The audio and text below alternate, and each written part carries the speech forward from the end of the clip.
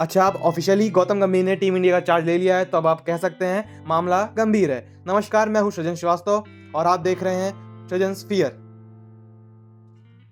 अगर आप इस चैनल में नए हैं तो चैनल को सब्सक्राइब करें और वीडियो पसंद आए तो उसके लाइक भी करें। अब बात करते हैं रोहित और विराट की, जिसके बारे में गौतम गंभीर ने सब कुछ डिस्क्लोज कर दिया है।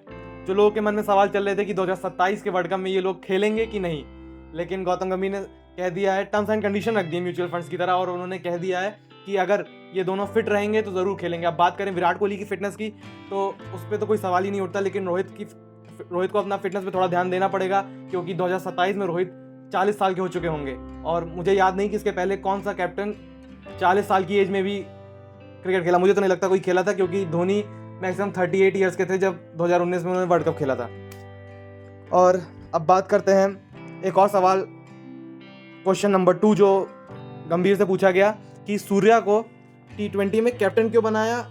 तो इस पर भी जवाब दिया है कि सूर्या डिजर्विंग कैंडिडेट है और उसका बहुत ही अच्छा फीडबैक मिला है ड्रेसिंग रूम से, और T20 में वो बहुत बढ़िया बैटर भी है। ये सब बातें अजीत अगरकर ने सूर्या के लिए कही है, और इससे साफ पता चलता है कि सूर्या ही डिजर्विंग कैंडिडेट है और सूर्या को मेनली T20 में खिलाया जाएगा, ये भी बात स्पष्ट कर दी गई है।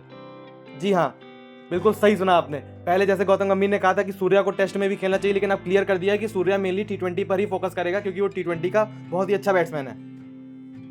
अब एक और सवाल उठता है कि क्वेश्चन नंबर 3 जो पूछा गया वो बेसिकली था कि गिल को ही क्यों वाइस कैप्टन बनाया, क्या कमी रह गई ऋतुराज और अभिषेक शर्मा में। तो इसका जवाब दिया है गौतम गंभीर ने। उन्होंने कहा कि गिल को वो मेन प्लेयर समझते हैं, क्योंकि वो ऐसा प्लेयर है जो टीम को संभाल सके और कभी कोई इंजरी हो तो उसकी जगह पे वो बहुत अच्छे से खेल सके, और वो उसे 3 फॉर्मेट प्लेयर मानते हैं, इसलिए गिल का पोजीशन तो पक्की है ही। अब बढ़ते हैं अगले सवाल पे, क्वेश्चन नंबर 4, कि जडेजा को क्यों वनडे टीम में रेस्ट दे दिया गया। बहुत ही बड़ा सवाल है ये। जडेजा, क्योंकि अभी T20 में उन्होंने वैसे ही रिटायरमेंट ले लिया और वनडे टीम में ना होने के बावजूद लोगों के अंदर खलबली मच गई कि इन्हें वनडे टीम में रेस्ट क्यों दिया गया। तो इसका जवाब देते हुए उन्होंने कहा है कि जडेजा को सिर्फ रेस्ट ही दिया गया है, उनको ड्रॉप नहीं किया गया है। वो रेस्ट इसीलिए दिया गया है जिससे कि आगे टेस्ट का बहुत बड़ा सीजन आने वाला है, बांग्लादेश से भी है, तो उसमें वो अच्छा परफॉर्म कर सकें, इसलिए उनको सिर्फ रेस्ट दिया है। वो आगे वनडे में वापसी कर लेंगे। अब बढ़ते हैं अगले सवाल पर। अगला सवाल बहुत ही इंपॉर्टेंट सवाल है।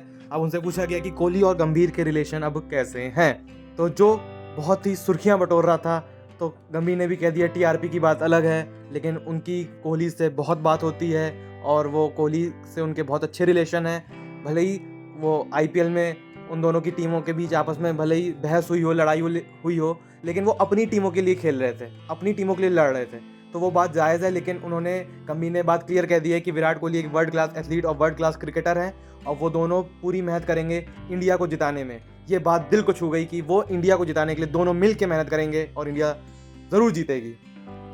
अब बढ़ते हैं अगले सवाल पर।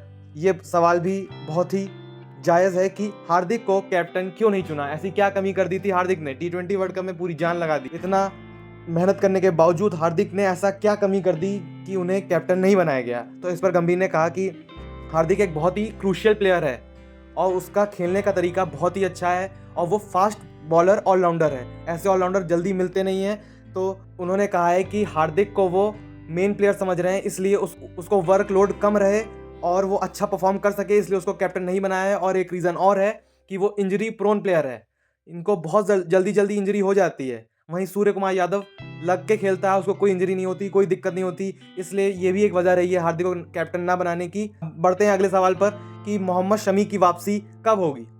ये भी सवाल पूछा गया था कि मोहम्मद शमी जो लास्ट 19 नवंबर 2023 के वर्ल्ड कप फाइनल में खेलते हुए देखे थे, जो वर्ल्ड कप इंडिया जीत नहीं पाई थी, जिसका दर्द आज भी हमें है, लेकिन T20 वर्ल्ड कप ने उसका दर्द थोड़ा कम किया है।